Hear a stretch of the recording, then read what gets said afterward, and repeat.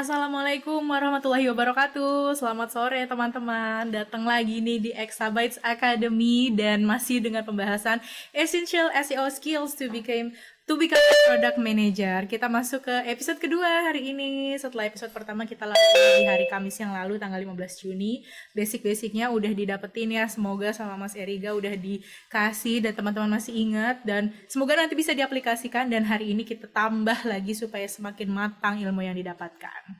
Oke, sambil nunggu teman-teman yang lain join, mungkin boleh dibantu juga untuk diingatkan yang kemarin sudah join untuk bisa lanjut lagi ke sesi yang sekarang nih, episode kedua, karena ini materinya nyambung ya teman-teman. Jadi yang mungkin kemarin gak ikut tapi sekarang ikut, ya mohon maaf nih, mungkin agak sedikit bingung karena memang berbeda pembahasannya gitu. Oke, masih bersama aku Melinda Dewi. Hari ini kita akan membahas lebih lanjut untuk kenapa sih SEO skills ini dibutuhkan untuk seorang product manager? Apakah memang se-essential itu?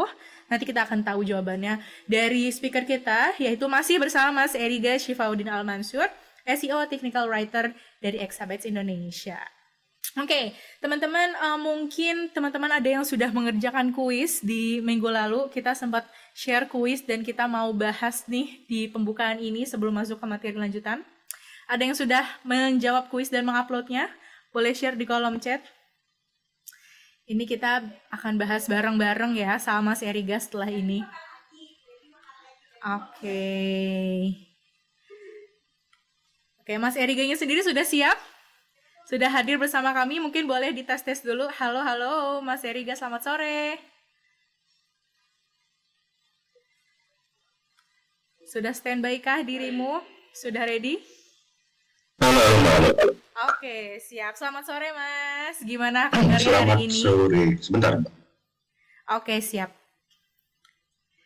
Oke, teman-teman yang kemarin sudah jawab kuis dan sudah diupload, boleh kita buka lagi sebentar sebelum masuk ke materi berikutnya kita bahas. Oke, MC-nya suaranya kecil dibandingin suara pembicaranya. Oke, thank you Mbak Vicky informasinya. Nanti coba kita cek juga di tim teknis. Oke, Mbak Vicky kemarin gimana? Sudah upload kuisnya? Kira-kira susah banget, susah aja, atau justru gampang banget nih? Boleh di-share atau mau on mic boleh? Atau teman-teman yang lain juga, kalau ada yang mau. Oke, belum kerjain kuisnya, soalnya linknya hilang. Oke, nggak apa-apa. Nanti habis ini kita bahas bareng-bareng ya Mbak Vicky ya. Oke, ini kita masih nunggu sambil teman-teman yang lain join dan juga nanti remedial.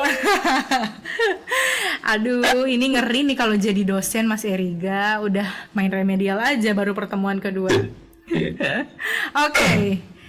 Ini dia Mas Eriga sudah hadir. Hai Mas, aman kondisi? Sudah lebih sehat? Hai Mbak, aman. Alhamdulillah. Oke Mas Eriga, karena kita sudah berkumpul dengan beberapa teman-teman di sini sambil nunggu yang lain, mungkin boleh kita bahas dulu ya kuisnya yang dari episode 1 kemarin. Mungkin aku bantu di sini untuk pembahasan. Ini mungkin kita nggak usah terlalu lama teman-teman, karena kan masih ada materi, jadi kita akan bahas secara garis besarnya aja. Aku bantu di sini untuk share pertanyaan-pertanyaannya yang mungkin kemarin juga belum sempat jawab kuisnya. Oke, nggak apa-apa. Yang pertama nih Mas Eriga, apa yang dimaksud dengan backlink? Ada yang ingat teman-teman jawab apa di pertanyaan ini? Tautan yang mengarah ke halaman lain di situs yang sama, di situs web lain, sebuah situs web, atau yang mengarah ke halaman 404. Yang mana nih Mas Eriga? Kemarin dari peserta kebanyakan benar Mbak, alhamdulillah. Benar ya? Jawabannya. Oke, Ya. alhamdulillah. Karena sebenarnya mudah sih sebenarnya. Gampang mudah, ya? Oh, ini kemarin pertanyaan gitu. pertama jadi gampang dulu. Ya, yang jawaban itu yang B, Mbak. Jadi Oke. tautan yang diarahkan ke website orang lain. Gitu. Baik, tautan yang mengarah ke halaman lain di situs web lain. Ini kita sambil review juga ya teman-teman. Jadi nggak masalah untuk kita bahas-bahas sedikit apa yang udah kita pelajari minggu lalu. Oke, terus pertanyaan kedua, ini apakah jawabannya banyak yang benar atau yang salah nih ya justru. Apa yang dimaksud dengan broken link? Teman-teman ingat jawabannya apa terkait broken link? Backlink yang mengarah ke halaman yang sudah dihapus, mengarah ke situs web yang tidak aman, atribut rel, atau yang dapat diakses oleh pengguna terdaftar. Boleh di-share juga di kolom chat kalau mungkin dari pertanyaannya ada yang membingungkan atau jawabannya tuh kayaknya mirip-mirip antara A sama B. Jadi akhirnya bingung mau jawab apa. Boleh di-share. Mas Eriga jawabannya gimana Mas untuk broken link? Jawabannya itu yang A. Sorry. Oh iya betul, yang A. Yang A ya? Yang A, Mbak. Tuh, jadi link rusak lah intinya kalau itu broken link. Bukan broken heart ya Mbak ya? Oh beda. Tapi karena sama-sama broken berarti intinya rusak. Berarti kalau broken link ini adalah backlink yang mengarah ke halaman yang sudah dihapus gitu ya, karena jawabannya A. Oke, baik. Ada yang benar di sini teman-teman? Semoga jawabannya benar semua, jadi nggak diremet nih sama Mas Eriga. Kemarin justru ini Mbak yang Apa? aku ingin tahu dari teman-teman. Karena kemarin pas dicek mayoritas bagus ya, maksudnya jawabannya benar kan, tapi kan di nomor 4 kalau nggak salah ya tentang keyword research tools untuk riset kata kunci. Itu kan sebenarnya jawabannya itu ada 2, ada yang C dan juga ada yang D. Ada yang Ubersuggest sama yang Ahrefs itu. Nah kemarin jawabannya justru kebanyakan yang Ubersuggest kemarin. Oke. Kemarin Tapi jawabannya bener kan ya? Saya nggak tahu ya, ada yang kekecoh dengan Google Analytica atau yang Google Ads kah. Tapi saya ingin tahu dari teman-teman mungkin yang milih Ubersuggest apakah memang karena kan orang yang milih Ubersuggest berarti saya yakin sih semuanya tahu ya tools keyword research, tahu ada banyak, tapi rata-rata milih yang Ubersuggest. Alasannya kenapa? Ataukah memang itu tools satu-satunya yang kalian pilih, atau memang jauh lebih baik daripada Ahrefs, atau gimana? Kenapa milih yang Ubersuggest gitu? Pengen tahu sih. Daripada ada yang ngebahas yang memilih yang Ahrefs juga ada, cuman seingatku itu ada 1 orang atau 2 orang gitu. Karena kan tools ini beda otomatis ya. Oke, ini ada yang sudah gitu menanggapi Mas dari Mbak Tia. Kemarin karena Ahrefsnya agak typo jadi kirain ngecoh. Oke, nggak apa-apa. Tapi berarti tetap benar ya Mas ya? Iya, tetap benar. Oke. Tipe ya. Betul sih tipe. Oke, baik. Baik. Kalau yang milih Ubersuggest gimana teman-teman? Kenapa memilih Kenapa kira-kira sharing gitu, barangkali punya insight lain yang mungkin saya belum tahu. Karena kan 2 tools ini kadang suka di battle Mbak. Kenapa di battle? Sama Ubersuggest, kayak ada yang bilang jauh lebih baik di Ahrefs, ada yang bilang jauh lebih baik di Ubersuggest gitu. Oke. Pengen tahu gitu insight-nya apa, barangkali teman-teman punya pandangannya.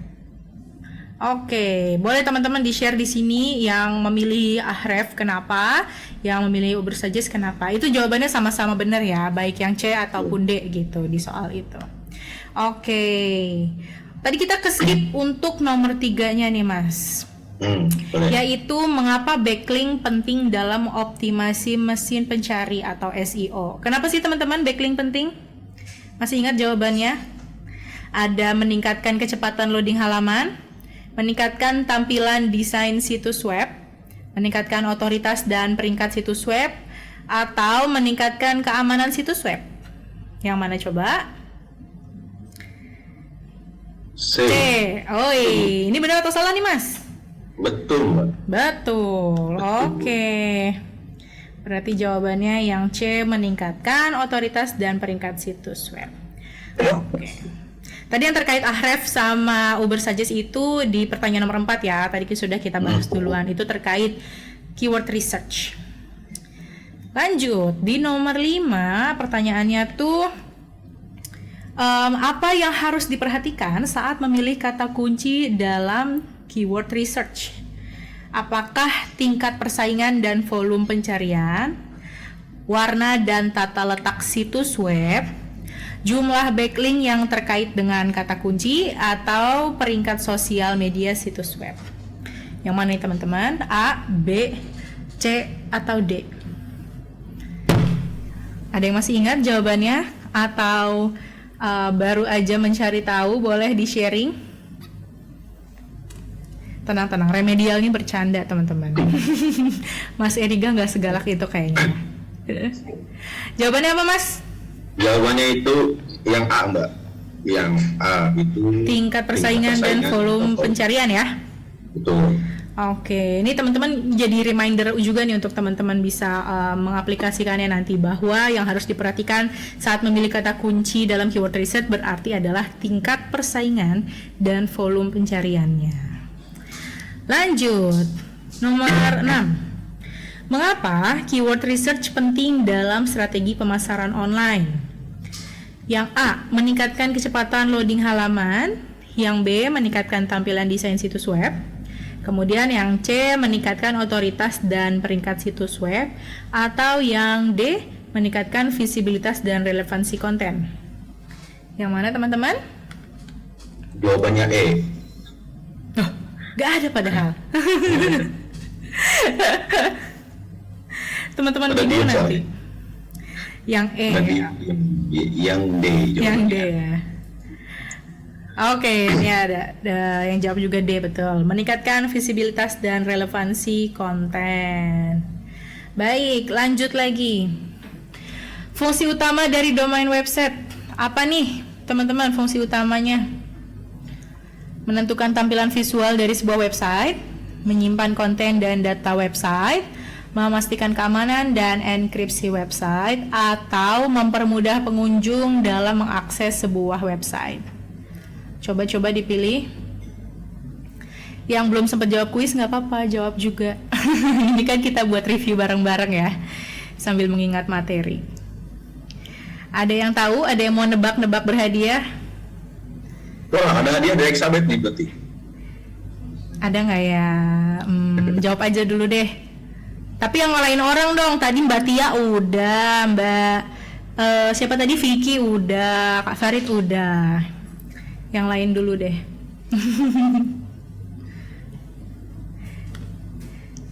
B, kata Mbak Teresia. Bener gak nih Mas? Coba yang lain ada yang mau menyalahkan? Ada yang berbeda pendapat dengan Mbak Teresia? Mungkin aku ulangi lagi ya. A, menentukan tampilan visual dari sebuah website. B, menyimpan konten dan data website. C, memastikan keamanan dan enkripsi website. Atau D, mempermudah pengunjung dalam mengakses sebuah website. Oke. 1, 2, 3. Ada lagi yang jawab B. B katanya. Oke, silakan Mas Eriga. Yang benar D. D, Mbak Teresia. Hadiahnya kita kasih tepuk tangan dulu. Sama-sama. Oke, ini terakhir ya, karena kuisnya memang ada 8 nomor saja kemarin. Ini adalah mengapa seorang product manager perlu memiliki pemahaman tentang SEO. Kenapa nih teman-teman? Ini kan inti ya dari pembahasan kita bersama Seriga. Kenapa product manager perlu memiliki pemahaman soal SEO? Jawabannya adalah apa Mas? Langsung aja dikasih tahu deh Mas. Ya, jawabannya yang C, yang meningkatkan visibilitas website. Oke, ini teman-teman yang mau jadi product manager, yang sudah jadi product manager tapi belum terlalu aware. Nah, berarti sekarang harusnya semakin paham bahwa teman-teman tuh punya tugas loh di bidang SEO ini untuk meningkatkan visibilitas dan peringkat situs web produknya. Oke, teman-teman, ada yang ingat jawabannya semuanya benar atau salah beberapa? Nggak apa-apa, namanya juga kuis ya. Kita cuman berusaha untuk mengevaluasi supaya teman-teman juga bisa ingat terus sama materinya. Oke teman-teman, ini tadi karena kita mulainya sedikit telat, jadi nanti mungkin istirahatnya juga kita mundurin sedikit 5 menit ya. Jadi kita bisa break di 17.50 sampai 18.15 seperti itu. Mas Eriga, monggo mau lanjutin materinya, silahkan. Sudah ready? Tadi Mbak minta share screen dulu. Oke, teman-teman selamat melanjutkan materinya. Nanti kalau misalkan ada yang mau ditanyakan langsung bisa share ke Mas Erika ya. Kita mulai sesi pertama sampai 17.50. Baik, bismillahirrahmanirrahim. Assalamualaikum warahmatullahi wabarakatuh. Jelas ya suaranya ya? Baik, kita lanjutkan pembahasan tentang esensial SEO skills to become a product manager. Kemarin kita sudah tahu ya bahwa salah satu tugas dari product manager adalah mengembangkan produk, dan bahkan di beberapa case, di beberapa kasus itu dibutuhkan juga kemampuan marketing, dan SEO adalah salah satu channel hal tersebut. Nah, materi yang akan kita bahas ini kurang lebih ada, tadi sudah ya untuk review kuisnya. Sekarang tinggal ada kurang lebih ada 4. Ada tentang melakukan research, user experience, dan juga behavior, terus tentang mobile friendly, dan juga ada content management, dan ada semacam tips bagaimana bekerja dengan seorang developer untuk mengoptimasi website. Nah, sebelum kita lanjut, kira-kira teman-teman barangkali ada pandangan ya, kenapa SEO itu diperlukan, atau kenapa user experience dan juga behavior itu sangat penting untuk kualitas SEO. Barangkali di sini ada yang bisa menjawab. Silakan di chat juga nggak apa-apa. Lebih bagus lagi biar kita bisa saling mengenal satu sama lain. Kira-kira kenapa nih? Karena di sini kan ada 2 pembahasan ya, ada user experience dan juga ada behavior. Ada pengalaman pengguna dan juga ada perilaku dari pengguna itu sendiri. Jika mungkin teman-teman ada yang backgroundnya di apps atau di developer, mungkin sering menggunakan behavior, perilaku, karena ada berkaitan dengan UI-nya dan lain sebagainya. Nah, di SEO ini apa saja kira-kira? Kenapa kira-kira harus kita sebagai seorang product manager atau seorang SEO spesialis harus mengerti ya, user experience dan behavior? Kira-kira kenapa? Ayo Mas Bisma ya, kalau Mas yang tadi open kamera, silakan Mas. Oke, ini Mbak Vicky ya. Mbak Vicky karena search engine merekomendasikan halaman yang terbukti memberi pengalaman bagus bagi pengunjungnya. Ya betul Mbak, betul untuk Mbak Vicky, betul. Memberikan pengalaman, apalagi kan untuk updatean algoritma terbaru yang sebelumnya ya, yang ada tambahan experience-nya. Terus Mbak Dia, kalau experience-nya baik, makin banyak user yang ya betul Mbak, karena jadi kita kadang ketika menjadi seorang SEO spesialis maupun product manager ya, yang berdiskusi dengan seorang SEO, kita harus bisa memposisikan sebagai pengguna. Ya, kalau teman-teman pernah yang mendengar yang namanya bounce rate ya, atau pentalan, di mana seseorang masuk terus keluar lagi, itu pun bisa mengurangi angka itu. Ya, ketika user experience-nya bagus ya, ketika bagus navigasinya dan lain sebagainya. Kita gali lebih dalam tentang apa itu user experience dan juga behavior. Oke, ini saya menemukan di salah satu jurnal ya, bahwa user experience ini adalah sebuah persepsi ataupun respon dari pengguna itu sendiri sebagai suatu reaksi dari penggunaan sebuah sistem, produk ataupun service, di mana nanti user bisa merasakan senang, merasakan ingin berlama-lama dan lain sebagainya. Ketika user merasakan hal itu semua, maka user akan memberikan perilakunya kepada website kita. Ya, di bawah nih yang warna merah, di mana mereka akan sering navigasi situs, membuka halaman-halaman lain, berinteraksi dengan elemen-elemen yang lain. Bahkan kalau misalnya halaman atau di landing page-nya misalnya ada semacam saya penjualan, ada produk, mungkin bisa mendongkrak orang untuk membeli, ya, action untuk membeli, akhirnya penjualan pun akan naik. Ya, jadi behavior ini memang aspeknya ada banyak, bisa tergantung dari tujuannya. Ketika misalnya tujuan teman-teman bisa mengumpulkan database, yang membutuhkan database, maka ketika user merasa ini websitenya enak ya, ini websitenya memudahkan navigasi dan saya menemukan banyak informasi yang saya butuhkan di sana.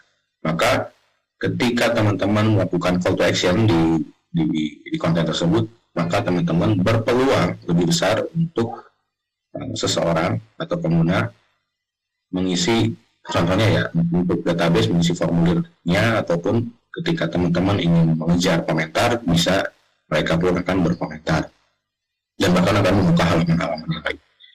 Dan terkadang di beberapa kasus itu orang misalnya dia hanya butuh tentang konten tentang misalnya tutorial setting VPS.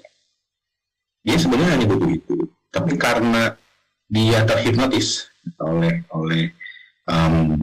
websitenya, oleh fitur-fitur yang ada di dalamnya, oleh experience-nya, maka dia bisa membuka konten yang lain. Ini ada apa lagi nih, ada yang lain dan lain sebagainya. Apalagi pengemasannya bisa mengundang orang untuk mengunggah rasa penasaran dan lain sebagainya. Jadi itu, ketika user experience bagus, maka akan menghadirkan behavior yang bagus juga. Kurang lebih seperti itu. Nah, di sini ada 4 elemen untuk user experience. Saya juga ambil dari salah satu jurnal. Ini menurut pendapat dari Frank Boal di tahun 2012. Yang pertama, 4 elemen di mana user experience itu baik atau tidak itu, perhatikan keempat elemen ini apakah ada atau tidak di dalamnya. Yang pertama yaitu berkaitan dengan usability, di mana user bisa dengan mudah menggunakan, misalnya saja di sini contohnya mengklik tombol beli, tidak ada error sama sekali, atau tombol belinya itu benar-benar jelas kelihatan, ya, tidak tersembunyi, terus tidak terhalangi oleh banner-banner yang lain, dan lain sebagainya. Intinya bisa mudah ditemukan. Jadi ketika user ingin melakukan pembelian itu mudah. Ya, contoh lain misalnya ini berkaca kepada pengalaman saya sendiri. Di mana saya misalnya ingin mendownload e-book tentang SEO, e-book tersebut gratis, tapi saya harus mengisi formulir terlebih dahulu. Nah, di mana di dalamnya itu email dan juga nama. Terus saya juga pernah mendownload e-book di website di mana isi formnya itu ada kurang lebih ada 5 poin ya, dari mulai alamat rumah, terus alamat website dan sebagainya, itu disuruh ikut, dan saya lebih memilih untuk yang ngasih atau yang memberikan atau yang formulirnya hanya 2 inputan saja, karena ya saya malas untuk ngisi banyak-banyak. Dan ternyata sebagian dari circle saya juga banyak yang merasakan demikian.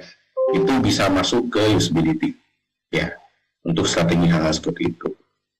Yang kedua itu adalah value, di mana semua hal yang dibutuhkan pengguna tersedia.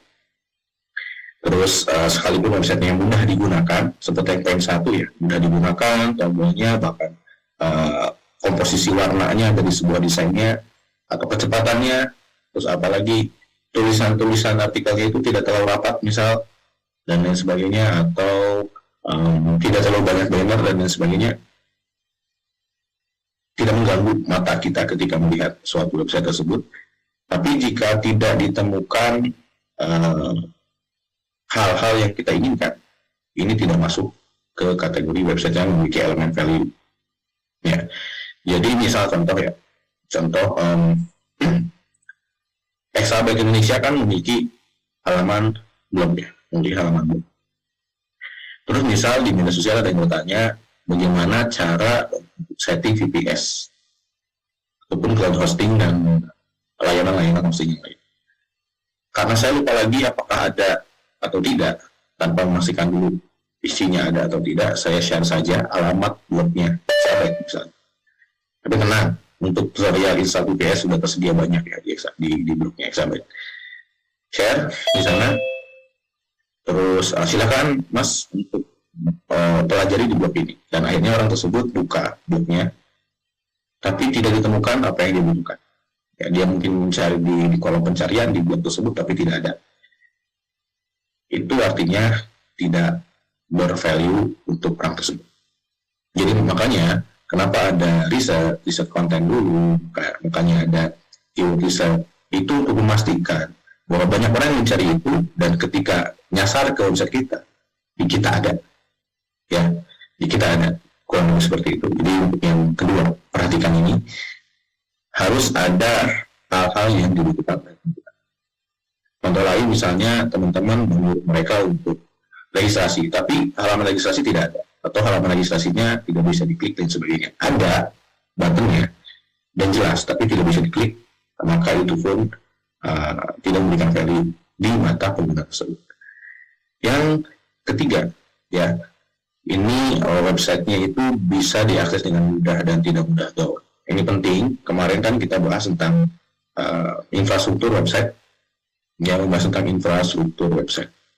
Dan salah satunya adalah hosting. Karena memang hosting ini adalah fondasi seperti yang sudah dibahas sebelumnya. Selain dari kecepatan itu banyak hal ya, dari websitenya, dari teknis-teknis dari codingnya, CSS ataupun JavaScript-nya, penggunaan JavaScript dan sebagainya. Hosting juga akan bisa menjadi fondasi salah satunya. Jadi usahakan tidak lemot dan tidak mudah down. Ya, sekalipun websitenya misalnya memiliki mudah digunakan dan segala ada di dalamnya yang dipahami user, tapi tidak mudah diakses, maka tidak tidak termasuk website yang memiliki user experience yang bagus. Ini menurut Frank Boer ya. Yang keempat itu yaitu berkaitan dengan pengguna merasa senang, pengguna merasa diberikan solusinya dan sebagainya. Keempat ini bisa terjadi kalau dari poin 1, 2, dan 3 sudah memenuhi ya, sudah ada di dalamnya. Maka user pun akan tahan berlama-lama, dan dia pun mungkin bisa dibilang akan ketagihan untuk mencari informasi yang lain atau melakukan berlangganan dan lain sebagainya. Ketika mereka sudah butuh dengan website kita, maka ketika kita mengajak mereka untuk melakukan sesuatu, insya Allah mereka akan mau. Karena dalam hal marketing itu kita harus membuat mereka butuh dulu, ya, baru nanti closing. Karena orang butuh, insya Allah akan lebih cepat untuk closing. Berbeda dengan butuh dulu baru mau. Berbeda dengan mau belum butuh dan belum tentu akan menghasilkan closing. Tapi kalau mereka sudah butuh, mereka akan mau untuk membeli. Seperti itu. Dan satu lagi, ini kan kalau menurut saya juga mendapatkan semacam referensi lain dari salah satu teman-teman. Bisa buka bukunya, namanya Unmarketing. Lupa lagi siapa namanya. Ada buku namanya Unmarketing. Mungkin saya akan tambahkan di sini.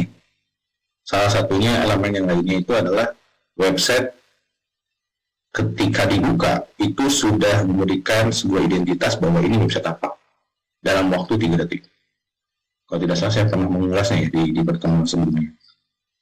Jadi ketika websitenya dibuka, teman-teman merasa ini website apaan, harus menguras otak untuk bisa mencerna ini website apa dan sebagainya. Maka itu menurut buku dari Unmarketing itu belum bisa memberikan user experience yang bagus, dan tentu saja akan menghasilkan behavior yang jelek. Seperti itu. Kita lanjut. Itu tambahannya ya. Nah, coba perhatikan teman-teman di sini.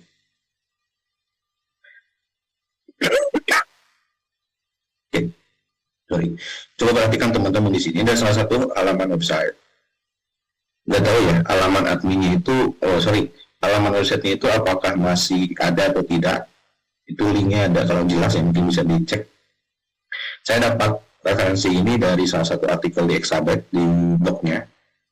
Salah satu contoh desain yang mungkin eye-catching, bisa langsung kita cerna ini website apaan ya. Nah, kira-kira menurut teman-teman ini website perusahaan apa atau yang menjual apa? Silakan komen, share di kolom komen, di kolom chat. Silakan share di kolom chat.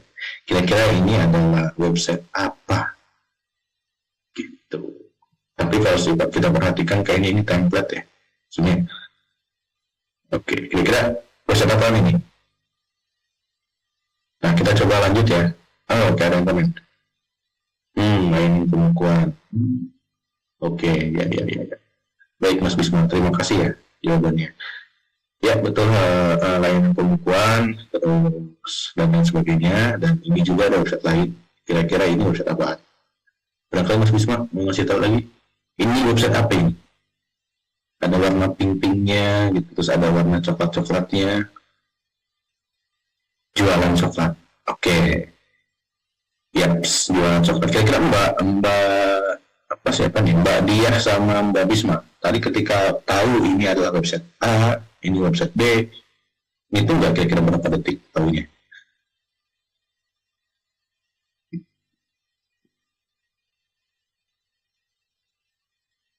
Kurang dari 5 detik, Mbak Diah 5 detik, baik.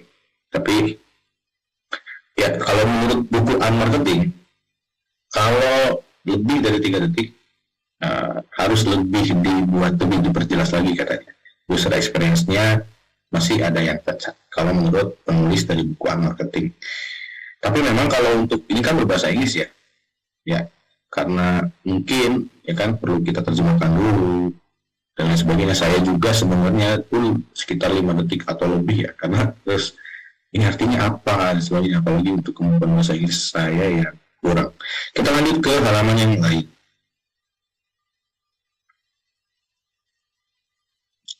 Oke, ini kira-kira menurut teman-teman ini website apa dan tampilannya seperti apa?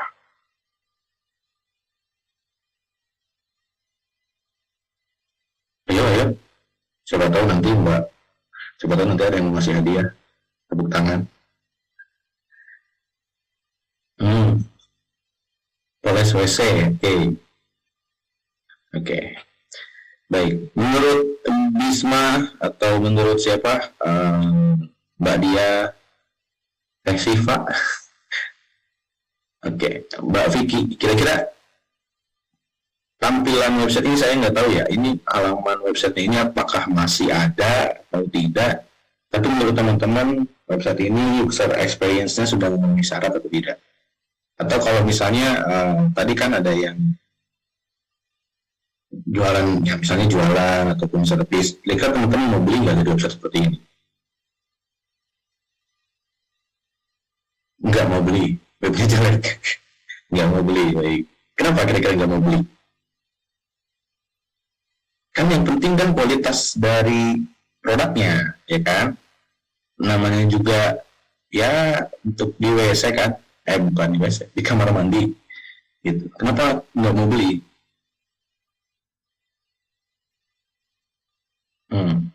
Oke, Mas Bisma. Mbak Vicky, nggak bisa ngatur desain yang bagus, niscaya nggak bisa ngatur servis yang bagus. Masya Allah, Mbak Vicky. Iya, iya, iya, iya. Kurang profesional, Mas Bisma. Kalau untuk web di awal 2000 sudah cukup bagus. Yes, yes, betul, betul. Untuk website-website sekarang, saya awal-awal belajar web design itu ketika di SMK, itu kurang lebih tahun berapa saya lupa. Bikin-bikin website kayak gini pakai Dreamweaver. Tapi memang sekarang sudah agak bagus-bagus ya. Ada yang pakai Bootstrap dan lain sebagainya. Tapi gini loh, Mas Bisma. Percaya atau tidak, website seperti ini itu masih mudah ditemukan. Sorry, kalau mudah enggak ya. Tapi bisa ditemukan. Ya, bisa ditemukan. Gambar ini saya dapatkan kapan udah lama, tapi saya nggak sengaja menemukan website ini secara langsung, gitu. Nah, sekarang kita yang kedua nih, kita ke yang kedua. Sorry. Nah, kira-kira menurut teman-teman gimana? Kalau saya seorang developernya, teman-teman pengen bilang apa? Saya seorang developernya dan teman-teman baru di-hire di situs ini untuk jadi SEO-nya. Saya cek di SimilarWeb itu traffic pengunjung itu lumayan banyak loh di website ini. Oke. Ya, baik, kita lanjut ya. Kita lanjut Tapi website ini terakhir kemarin saya cek itu masih aktif ya. Silakan teman-teman buka. Tergantung target audience. Oke, menarik. Nanti kita diskusikan ya soal target audience. Tapi teman-teman coba cek nanti pas lagi istirahat ya untuk buka website ini, dan ini masih ada, asli masih ada. Saya screenshot langsung dari halamannya. Oke, sekarang kita beralih ke sini. Tadi ada beberapa contoh website yang setidaknya bagus ya dibanding dua website yang terakhir. Sekarang itu tentang bagaimana melakukan research user experience, behavior, dan juga behavior untuk SEO kita, untuk website kita. Karena kan begini, untuk membangun user experience itu kan ada banyak ya faktornya. Kita ambil contoh dalam hal artikel ya. Dalam artikel misalnya konten marketing, kita goalsnya adalah menghasilkan sales di dalamnya. Maka audiens itu harus bisa membaca tulisan sampai lengkap. Karena kadang copywriting diarahkan di akhir, bisa di tengah juga, sesuai dengan kebutuhan. Berarti harus ada strategi-strategi tertentu agar bisa mereka tertarik untuk membeli sesuatu dari konten kita. Ada salah satu teknik namanya hypnowriting. Katanya sih menulis tentang hipnotis, tapi lebih ke mempengaruhi secara psikologis seseorang. Dan di beberapa tahun ke belakang itu sempat works dan banyak orang yang sudah membuktikan itu. Dan terus misalnya teman dari SEO spesialis menyarankan pakai itu, dan ada lagi seorang product manager misalnya menyarankan pakai copywriting. Ya, di sini salah satu contohnya itu tujuannya. Ya, tujuan untuk websitenya, goalsnya adalah agar pengguna mau membaca informasi sampai selesai dan mengurangi bounce rate, atau orang itu bisa lama-lama tinggal di website kita. Ambil contoh misalnya di sini menggunakan copywriting dari product manajernya, tolong kontennya gunain copywriting, entah di awal artikel maupun di akhir. Nah, terus SEO spesialisnya bilang, enggak mas, copywriting nggak bisa diterapkan di artikel. Misalnya ada kondisi seperti itu ya. Nah, maka setelah men-set tujuannya, teman-teman bisa menggunakan A/B testing, di mana teman-teman bikin satu halaman yang tanpa copywriting dan halaman yang lain dengan menggunakan copywriting. Ya, dan tentukan deadline berapa metode ini dipakai. Jadi keduanya ini sama-sama menggunakan hanya bedanya itu di copywriting dan tidak menggunakan copywriting. Atau misalnya tadi yang satu pakai hypnowriting, yang satu tidak. Yang satu pakai hypnowriting, yang satu pakai copywriting, ya. Dan bagi dua pengunjung secara acak, misalnya teman-teman punya orang-orang yang bisa teman-teman tes itu ada 1.000, bagi dua, dan itu secara acak. Dan kelompokan mereka, kelompok A misalnya, dan juga kelompok B untuk melihat versi B. Dan setelah itu teman-teman bisa dikumpulkan, bisa ambil contoh dalam waktu 4 atau 6 bulan A/B testing dilakukan, maka kumpulkan datanya dan cek kedua versinya, performa dari kedua versi tersebut, dan cek juga untuk melihat faktor-faktornya, misalnya jumlah klik, waktu tinggalnya, tingkat konversinya, dan juga peringkat dari SEO-nya. Ya, kumpulkan lalu dianalisis ya oleh teman-teman, dianalisis mana yang bisa memberikan hasil yang lebih baik mulai dari user experience-nya. Ya, analisa tadi kan goals-nya adalah mengurangi bounce rate. Apakah keduanya ternyata sama, bisa mengurangi hal itu? Berarti kalau keduanya sama, teman-teman bisa mainkan, bisa menggunakan kedua teknik ini. Kalau misalnya ternyata pakai copywriting jauh lebih powerful, maka mungkin bisa legowo ya, saran dari SEO spesialisnya, bisa legowo dan gunakan copywriting. Itu pun selalu buat seperti itu, karena terkadang di beberapa kasus di bulan sekian ternyata nggak works, teman-teman harus ganti lagi dengan teknik yang lain atau metode yang lain. Tidak hanya itu, ada banyak teknik-teknik lain yang bisa teman-teman gunakan ya. Jadi seperti itu. Itu adalah cara untuk melakukan research user experience dan juga behavior untuk SEO. Baik, ini sampai 50 ya. Ini ada beberapa menit lagi, 4 menit lagi. Ada yang mau ditanyakan untuk cara research user experience dan juga behavior ya. Barangkali ada study case dari teman-teman yang ingin kita diskusikan di sini. Ayo, raise hand barangkali sebelum kita break dulu untuk sholat maghrib ya. Barangkali Mas Bismar ada apa kita diskusikan ya. Oke. Baik, jika tidak ada yang mau didiskusikan, kita coba lanjut sedikit ya. Nah ini nih, kita lanjut ke pembahasan selanjutnya tentang mobile friendly. Kemarin kan sempat dibahas tentang mobile friendly. Oke. Kemarin sudah dibahas tentang mobile friendly ya. Dimana kan mobile friendly itu menurut saya itu sangat penting. Dan mobile friendly juga bisa menjadi salah satu peningkatan user experience. Terus bahkan bisa untuk beberapa kasus bisa membantu sales, penjualan, dan lain sebagainya. Bahkan saya pernah pas lagi riset materi ini ya, saya pernah menemukan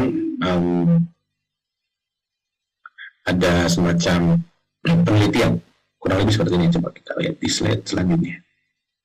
Ini dia, ada semacam penelitian ya, ini dari Kementerian Komunikasi dan juga Informatika yang menyatakan bahwa pengguna ponsel pintar ataupun smartphone itu sekarang mencapai 160 juta orang. Kalau tidak salah ini di tahun 2021 ke 2022. Karena ada penelitian terbaru itu meningkat sekian persen, bisa sampai 200 atau berapa gitu. Saya lupa lagi.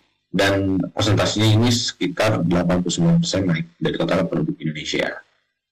Ya, dan Trofi Internasional juga melakukan sebuah penelitian di tahun 2025 nanti bahwa diharapkan lebih dari 72% di tahun 2025 pengguna akan mengakses web melalui perangkat mobile. Ya, sekarang perangkat mobile itu sudah digunakan hampir oleh semua kalangan ya, karena harga handphone yang semakin murah, terus semakin terjangkau ya kan. Bahkan ibu-ibu sekarang juga mereka pada bikin media sosial, bikin konten, terus beli handphone, meskipun nggak sekeren anak muda bikin handphonenya, tapi mereka bisa main smartphone. Jumlahnya mulai sedikit, dan termasuk saya jarang untuk isi pulsa, kecuali nomor saya untuk dipertahankan masa aktifnya ya, karena udah jarang orang yang mau menghubungi saya lewat SMS maupun telepon biasa. Nah, karena peluang-peluang ini, karena hasil riset ini, maka akan ada opportunity ya, kita bisa manfaatkan data ini untuk mendapatkan peluang besar agar meningkatkan user experience tadi ya, dan bahkan bisa meningkatkan sales. Oke, baik. Ya, kita break dulu ya teman-teman, kita break dulu. Di sini sudah azan maghrib, sudah iqomah bahkan. Jadi kita break, nanti kita lanjutkan di pertemuan di sesi selanjutnya ya. Kita lanjutkan tentang pembahasan ini. Baik, silakan moderator. Oke, baik, terima kasih banyak Mas Eriga untuk pemaparannya di sesi 1 ini. Teman-teman boleh dipersilakan untuk istirahat dulu. Yang muslim mungkin boleh sholat maghrib dulu. Yang non-muslim boleh juga untuk istirahat dulu. Sambil mungkin tadi mau riset website-website yang tadi dicontohkan, mau ngeliat langsung tampilannya bener apa enggak masih seperti itu. Yang tadi yang betap itu kayaknya menarik banget walaupun katanya jelek, tapi ternyata teman-teman langsung langsung lebih banyak tanggapan di situ, dan mungkin itu bisa jadi bahan evaluasi juga untuk website yang teman-teman miliki. Oke teman-teman, silakan beristirahat. Kita ketemu lagi jam 18:15 waktu Indonesia Barat. See you.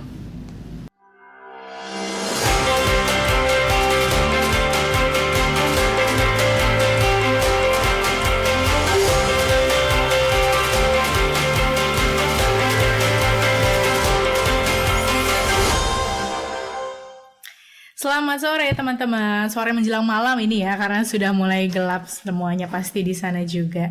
Oke, kembali lagi setelah kita istirahat sejenak. Mungkin teman-teman yang muslim sudah sholat maghrib, yang lainnya juga sudah rehat, sudah melemaskan tangan-tangannya, mungkin tadi nyatet terus, ngetik terus, atau sudah stretching dan mungkin sudah riset juga nih website yang tadi dicontohkan Mas Eriga tuh beneran masih ada apa enggak sih, yang tadi betap, yang tadi coklat gitu. Nanti boleh dikasih tanggapannya ya di kolom chat tadi apa yang teman-teman temukan, atau justru menemukan website lain yang lebih unik dan bahkan mungkin sebenarnya juga perlu dievaluasi sama teman-teman. Oke teman-teman, sebelum kita masuk ke sesi kedua, ada beberapa info yang akan aku share dulu ya ke teman-teman. Jadi teman-teman jangan lupa untuk follow sosial medianya Exabytes ya, ada di Instagram, Facebook, YouTube, LinkedIn, TikTok juga nih. Kita mau live besok nih di TikTok sekaligus dengan event Exabytes Developer Club. Jadi harus di follow dulu, jangan sampai ketinggalan, dinyalain notifikasinya juga biar nggak ketinggalan setiap update-annya. Terus juga untuk teman-teman nih yang mungkin mau bangun website atau mau mengembangkan tapi belum punya domain, yuk langsung aja beli domain.com, gratis web hosting untuk pembelian 3 tahun pertama. Cek linknya di kolom chat ya, mungkin teman-teman Exabytes sudah share, bisa langsung diklik aja supaya teman-teman langsung akses dan bisa dapetin juga gratisannya. Lanjut nih minggu depan, tepatnya besok Jadi besok kita akan ketemu sama Mas Irzal Ramadlani, seorang solutions engineer di Acronis, yang akan membahas mengenai cyber security, a strategy to disaster recovery plan for business. Teman-teman yang mungkin belum terlalu paham apa sih cyber security, apa sih yang harus dilakukan kalau amit-amit ya kita ada bencana alam dan bisnis teman-teman belum ke backup, belum terrecovery semua data-datanya, atau justru ada serangan-serangan lain yang sering kita tahu ya, ada hacking dan ransomware atau apapun itu. Nah teman-teman harus banget ikutan diskusi bareng sama Mas Irzal besok jam 2 sampai jam 3 sore ya teman-teman. Link pendaftarannya juga mungkin sudah ada di kolom chat, bisa langsung diklik aja, acaranya gratis. Selanjutnya, ini coming soon SME Digital Fest 2023. Ini perdana lagi offline setelah sebelumnya online aja karena masih pandemi. Insya Allah di tahun ini 11 sampai 12 Agustus 2023 kita akan ketemu secara langsung di Smesco Indonesia di Jakarta Selatan ya, di Gatot Subroto teman-teman. Langsung datang, dan teman-teman mungkin yang punya bisnis UMKM yang mau bisa menggait potensi pelanggan, yuk jadi tenan bazar di acara tersebut. Kita juga baru buka. Nah, untuk informasi lengkapnya boleh cek di sosial medianya Exabytes. Dan ini mungkin informasi singkat dulu teman-teman yang mungkin waktu tahun lalu udah ikutan IWA Indonesia Website Awards 2022 dan sekarang masih kepengen lagi mau menguji lagi websitenya ini udah layak belum jadi pemenang di tahun 2023 ini. Nah teman-teman yuk ikutan iwa.id/2023 di submit websitenya ke sana, dan semoga teman-teman bisa jadi pemenangnya di tahun 2023 ini. Oke teman-teman, karena Mas Eriga juga sepertinya sudah standby, kita bisa lanjut ya Mas ya. Mas Eriga sudah ready? Iya Mbak, lanjut. Oke, siap. Ini mungkin ada beberapa materi lagi yang belum tersampaikan dan kita masih ada waktu kurang lebih 40 menit lagi ke depan.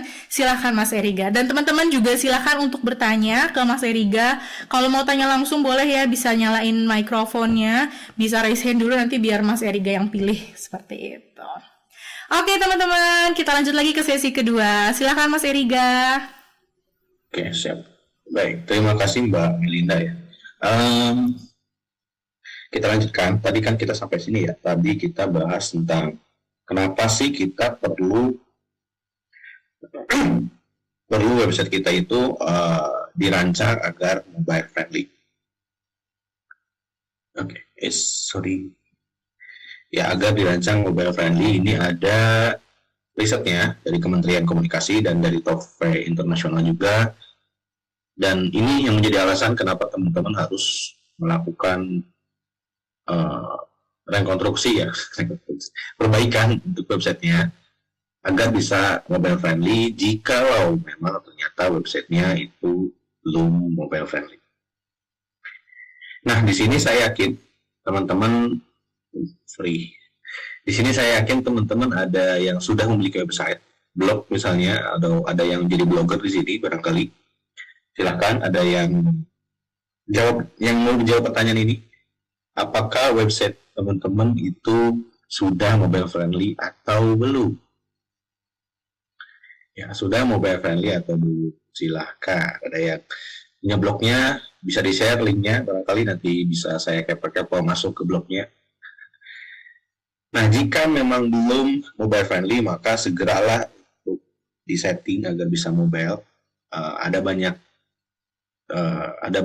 klik ya agar bisa menggunakan Bootstrap atau bisa menggunakan tema yang mobile friendly.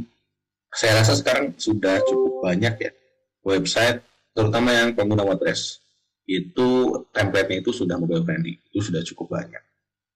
Oke, kita lanjut.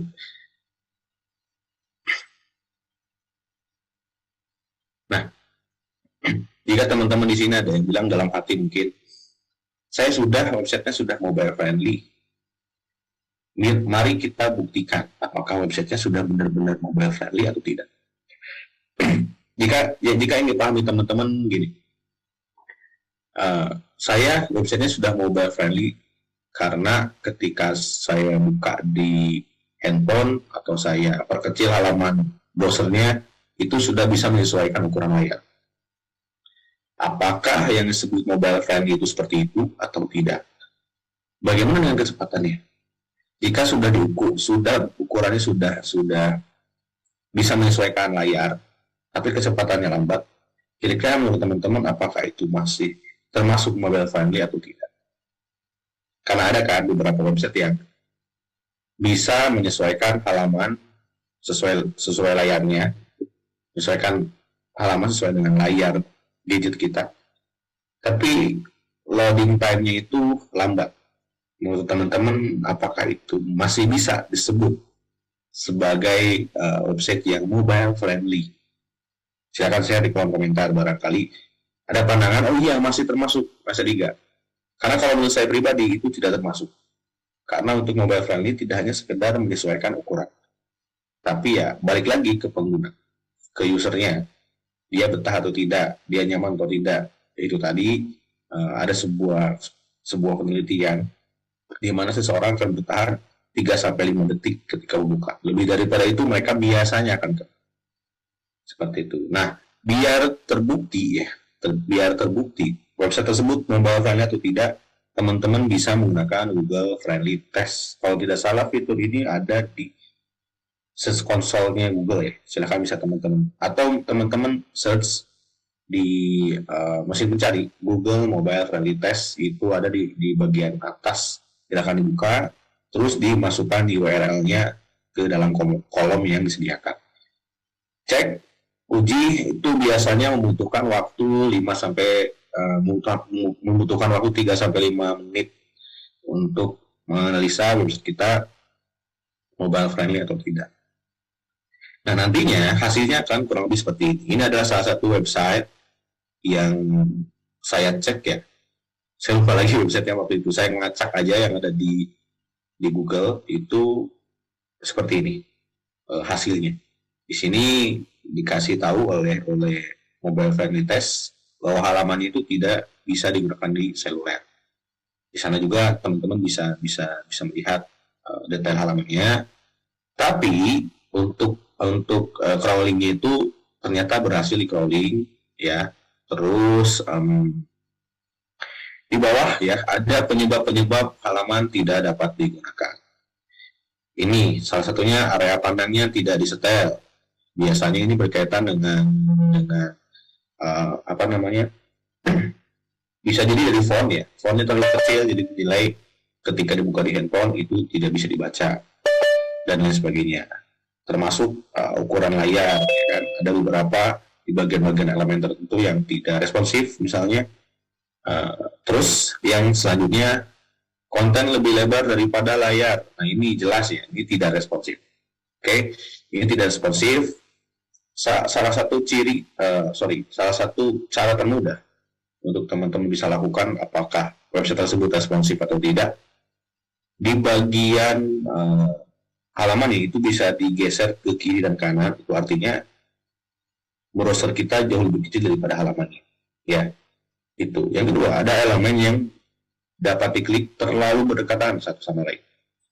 Misal tombol button dan tombol subscribe bisa dengan tombol like itu berdekatan, ya.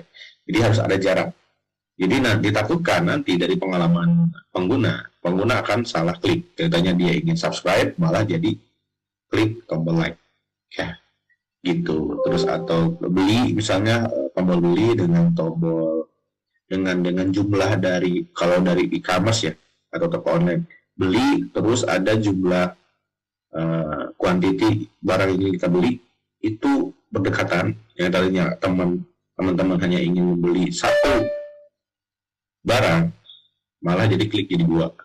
Ingin klik tombol beli, malah klik kuantiti dari jumlah barang yang dibeli. Seperti itu. Terus yang selanjutnya, ada teks terlalu kecil untuk dibaca. Ini berkaitan dengan font, berkaitan dengan ukuran huruf, dan lain sebagainya. Bahkan termasuk warnanya juga bisa. Jadi sama Google Mobile Friendly ini dikasih tahu ya kesalahan-kesalahannya.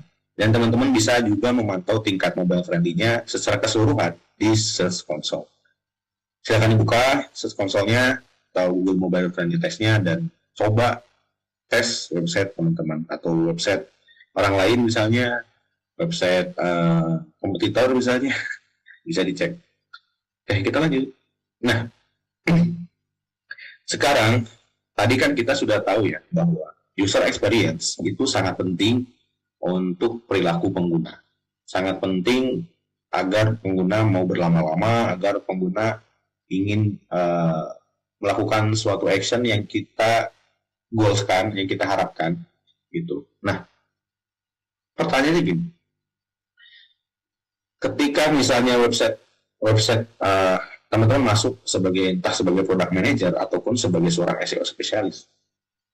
Kalau websitenya belum ada, mungkin bisa dirancang sedemikian rupa dari awal sampai dengan website itu bisa launching. Diusahakan user experience itu bagus. Tapi ketika misalnya teman-teman masuk, tiba-tiba website-nya sudah jadi, teman-teman ingin melakukan apakah user experience dari website tersebut sudah bagus atau tidak, maka teman-teman perlu mengauditnya. Ya, kurang lebih ada 5 tata cara atau 5 hal yang perlu teman-teman perhatikan ketika audit user experience. Bahkan ketika audit ini tidak sekali seumur hidup, tapi ini harus dilakukan minimal per semester. Harus dilakukan minimal per semester 6 bulan sekali misalnya, untuk mengaudit apakah masih relevan atau tidak user experience-nya. Dengan tampilan desain yang seperti ini misalnya, atau masih relevan atau tidak dengan behavior-nya, karena perilaku dari pengguna itu bisa kita cari tahu di Google Analytics. Kemarin kita bahas sedikit tentang Google Analytics. Teman-teman bisa mencari tahu pengguna mereka itu betah nggak di website kita, dan lain sebagainya, itu bisa dicari tahu di Google Analytics. Oke, nah jadi gunakan beberapa 5 hal-hal ini yang bisa teman-teman perhatikan untuk mengaudit user experience di website. Pertama, cek website di beberapa perangkat. Jika misalnya di pengalaman saya sebagai web developer, ketika saya masih bekerja di salah satu media mainstream, saya buat website waktu itu masih menggunakan metode di mana domain untuk mobile dan juga domain untuk desktop itu berbeda. Ya, berbeda. Jadi saya merancang 2 halaman yang sama. Dulu ya, kalau sekarang sudah tertinggal ya kalau masih ada yang melakukan hal itu, karena sekarang sudah bisa satu domain untuk mobile maupun untuk desktop. Nah, pernah waktu itu dicek di handphone Android, misalnya Android dengan sistem operasi Android Oreo misalnya ya, dibuka dan works, jalan, responsifnya jalan, kecepatannya bagus, dan mobile friendly lah, maksudnya cepat lah. Bahkan di tes di mobile test juga sudah cepat, sudah bagus. Di tes di kecepatan di page speed-nya juga, di Google Page Speed-nya juga kecepatannya bagus. Ya, tapi pas dibuka di handphone lain, misal di Android Lollipop misalnya, atau di handphone brand lain, di iPhone misalnya, pas dibuka berbeda ternyata. Itu bisa saja terjadi. Yes, itu bisa saja terjadi. Bisa karena coding di dalamnya. Waktu itu yang saya pernah temukan, uh, kecepatannya sama, responsif, tapi ternyata ada coding yang belum support di perangkat yang lain. Waktu itu apa ya? Salah satu jenis salah satu jenis bootstrap, anak dari bootstrap, perkembangan dari bootstrap itu nggak support di handphone yang lain. Saya lupa di sistem operasi apa waktu itu nggak support dan itu perlu diperbaiki. Ya, jadi ketika baru dicek dalam satu handphone, jangan senang dulu. Cek di beberapa perangkat. Ya, minimal 5 perangkat yang berbeda sistem operasinya. Atau 10 perangkat. Itu jauh lebih baik sih. Nah, yang kedua ada page loading speed. Kemarin juga ada tiga tools, ada Pingdom, GTmetrix, terus ada Google Page Speed, ya, yang bisa teman-teman gunakan. Ambil contoh kita pakai Google Page Speed. Sebenarnya kemarin itu sudah teruji untuk loading speednya itu secara otomatis. Kalau tidak salah ada di halaman sampingnya, ada 2 tab di sana, ada desktop dan juga ada mobile. Bisa cek di sebelah sananya. Ya, dan untuk GTmetrix, karena saya jarang menggunakannya, kalau tidak salah juga ada di sana.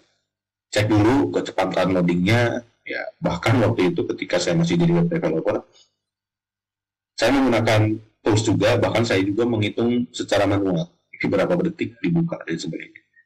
Begitu, jadi jangan lupa cek kecepatannya, dan kadang juga saya pernah menemukan kecepatan di handphone A dan di handphone B itu berbeda. Ya, bisa karena koneksi, bisa karena koneksi internet juga bisa karena OS yang ada di dalamnya itu belum diupdate dan sebagainya. Tapi yang terpenting, cek website di beberapa perangkat dan juga loading speednya berkali-kali. Yang ketiga, user behavior. Nah, ini ketika teman-teman membuka Google Analytics, teman-teman bisa cek user behavior-nya. Misalnya website teman-teman itu target audiensnya itu ada anak-anak muda. Tapi kalau yang mengakses kebanyakan ibu-ibu, apa yang udah tua gitu, bukan anak-anak muda.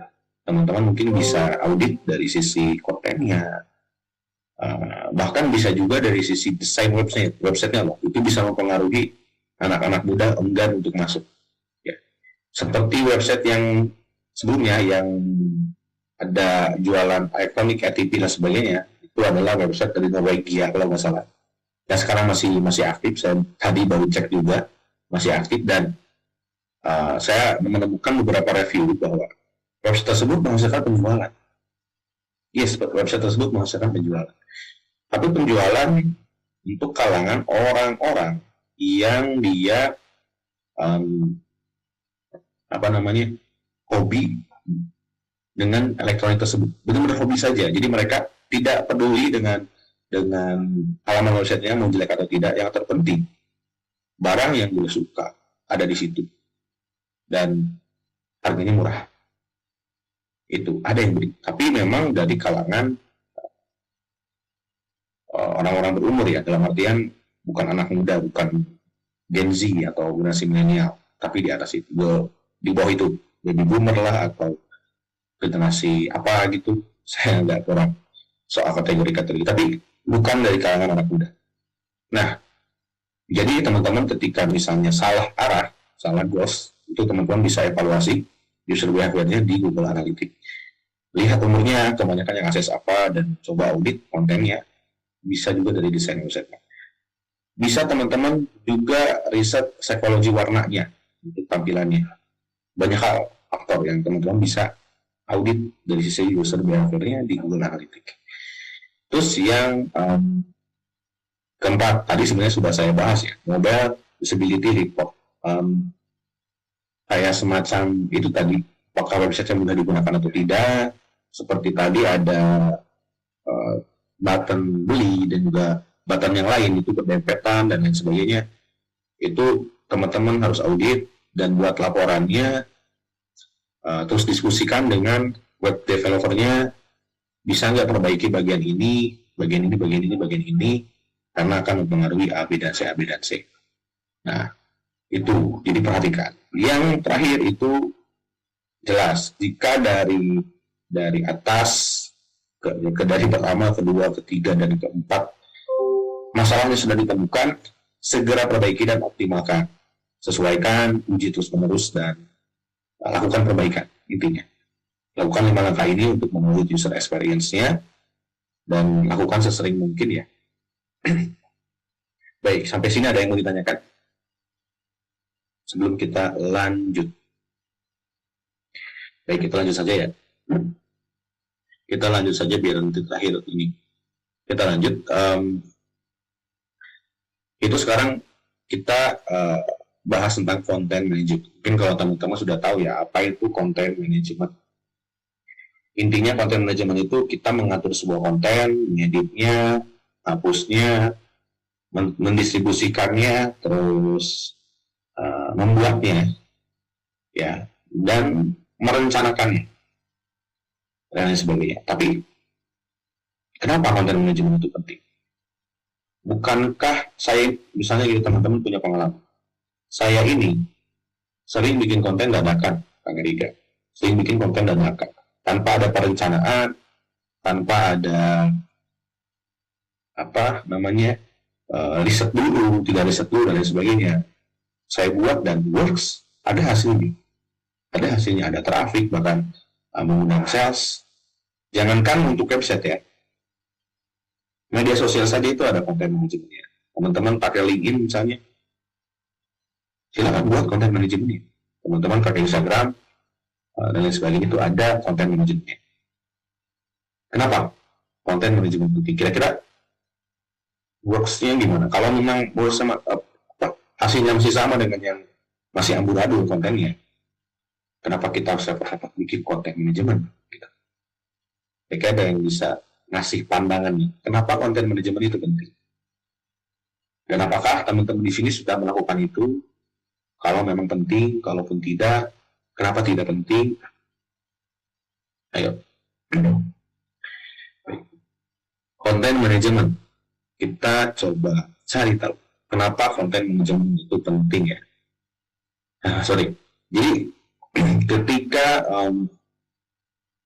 Jadi ketika teman-teman menerapkan konten manajemen, teman-teman bisa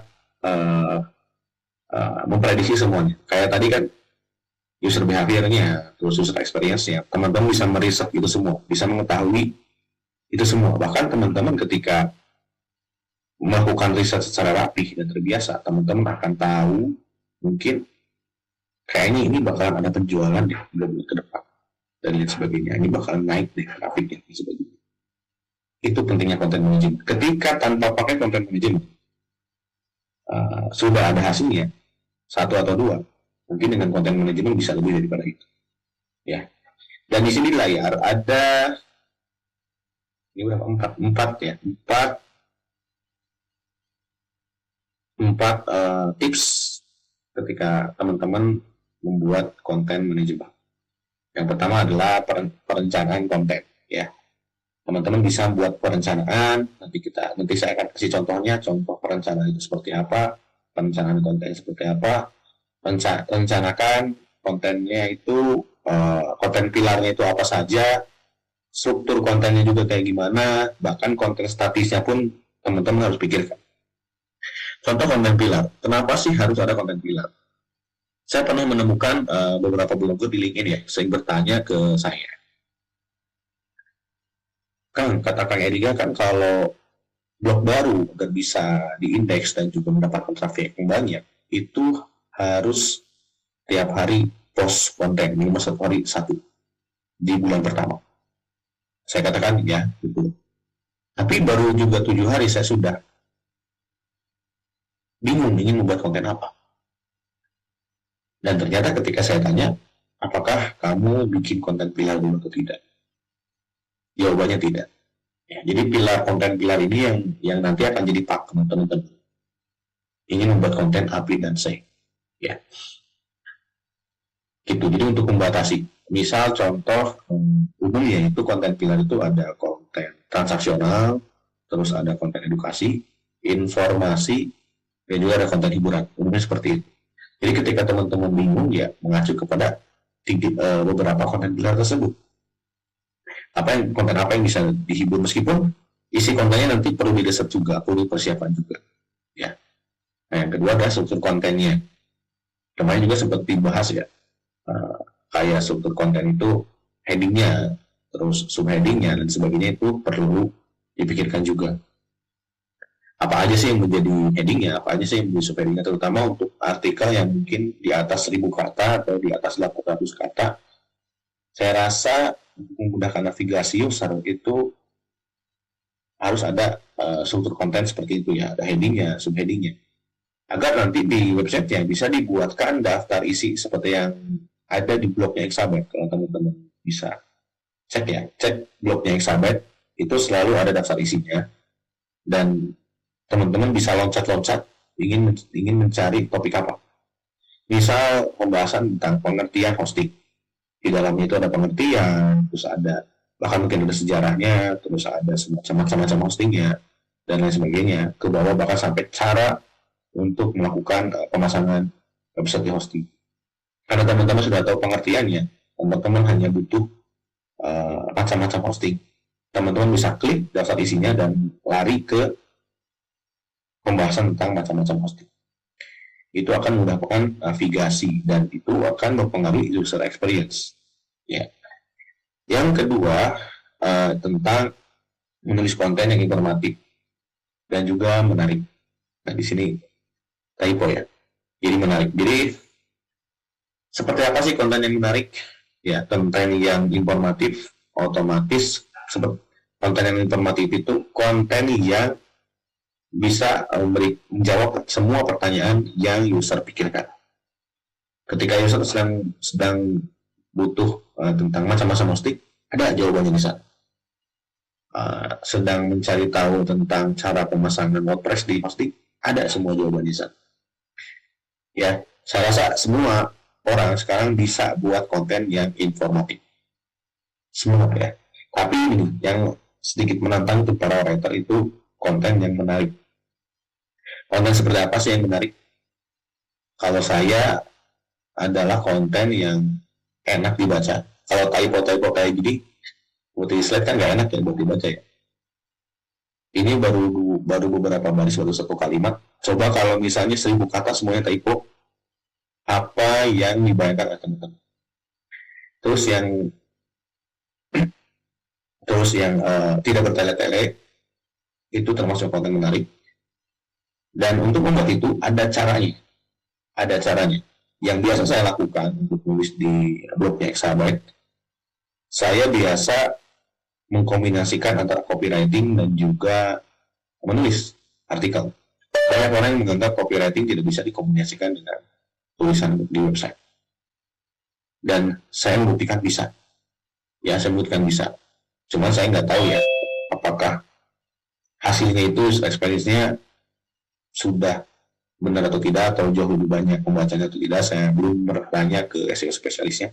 Next, saya mungkin akan tanya ya, artikel-artikel yang mana yang menyumbang traffic besar. Karena saya nggak semuanya pakai copywriting. Bukan berarti copywriting semua dipakai di konten ya. Teman-teman tetap harus menggunakan sesuai dengan kebutuhan. Terus yang kedua, itu tadi tidak bertele-tele. Yang ketiga, nanti di conclusion-nya, di kesimpulannya pun harus menarik, terutama untuk judul kesimpulannya dan lain sebagainya. Banyak sekarang kok untuk pembahasan tentang bagaimana cara membuat konten yang menarik. Yang ketiga, yaitu mengoptimasi konten sesuai dengan kaidah-kaidah dari SEO. Teman-teman sudah buat plan konten yang bagus, konten pilarnya sudah, struktur kontennya juga sudah, konten statisnya juga sudah ditentukan. Bahkan teman-teman sudah menulis konten yang informatif dan juga menarik.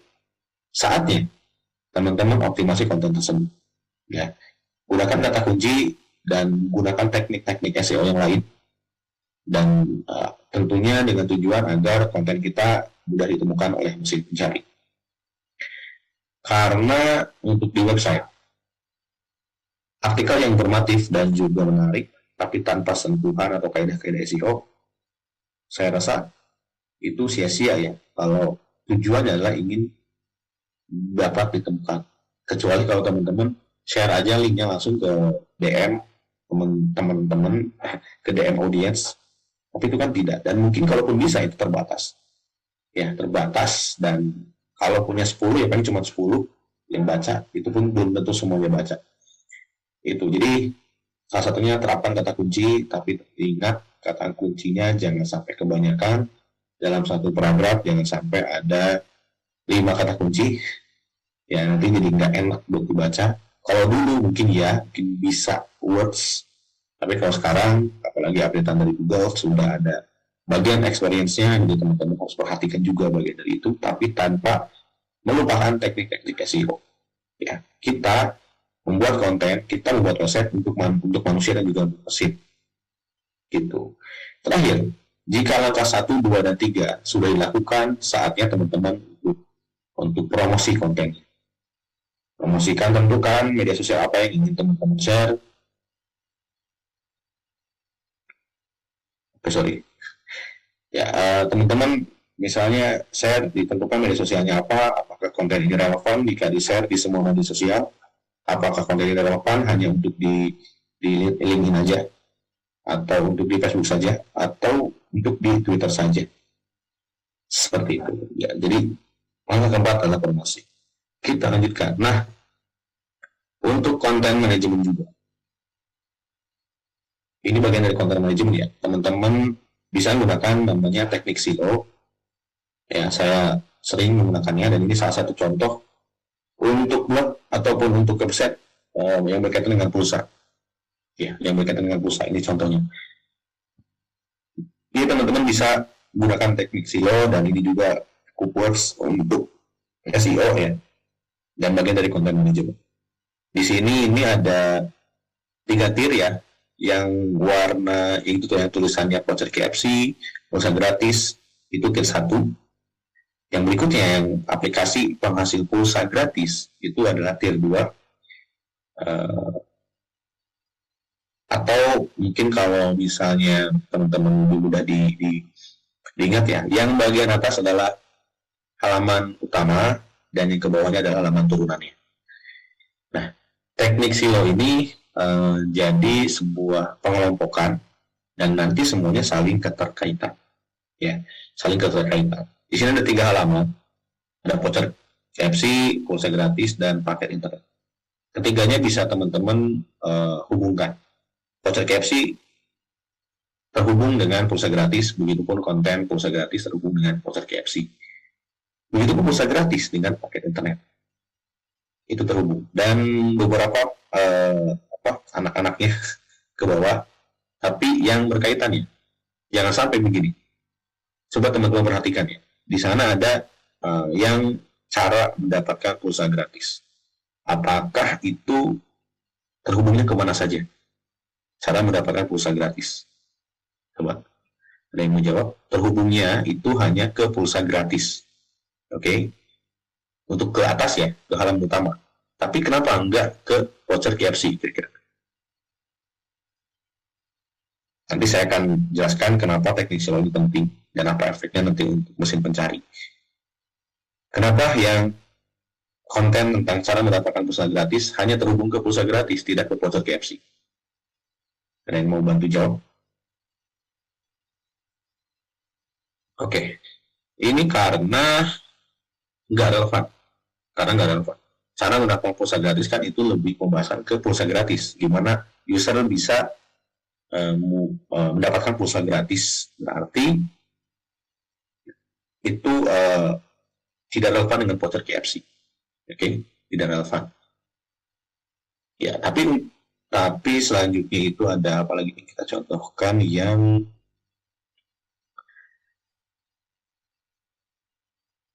dan yang aplikasi penghasil pulsa. Sorry. Nah, itu yang aplikasi penghasil pulsa pun hanya terhubung ke pulsa gratis. Jika teman-teman lihat yang cara mendapatkan pulsa gratis dan juga aplikasi penghasil pulsa gratis itu tidak terhubung ke bawah, dalam artian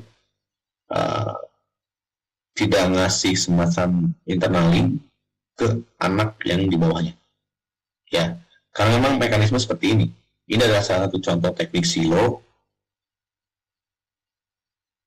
Ini adalah salah satu teknik silo yang mungkin teman-teman bisa tiru ya. Contohnya ini, nanti slide-nya juga bisa di-share. Oke. Nanti sama Mbak Melinda. Kita lanjutkan dulu. Nah, ini contoh content plan. Seperti yang saya janjikan, ini contoh content plan yang digunakan oleh Exabyte Indonesia. Ya, setelah teman-teman buat rancangan teknik silonya, teman-teman teman-teman sudah bikin ininya, terus teman-teman bisa bikin content plan ataupun sebaliknya. Di sini ada judulnya, kategorinya apa, terus fokus keywordnya juga apa aja, target keywordnya apa aja, permalingnya seperti apa, anchor text-nya, link ke anchor text-nya, dan lain sebagainya. Nah, link ke anchor text-nya itu disesuaikan dengan silo tadi yang sudah teman-teman buat. Oke, ini salah satu contohnya. Oke, teman-teman. Kita tadi content management ya. Tadi kita berkaitan dengan content management.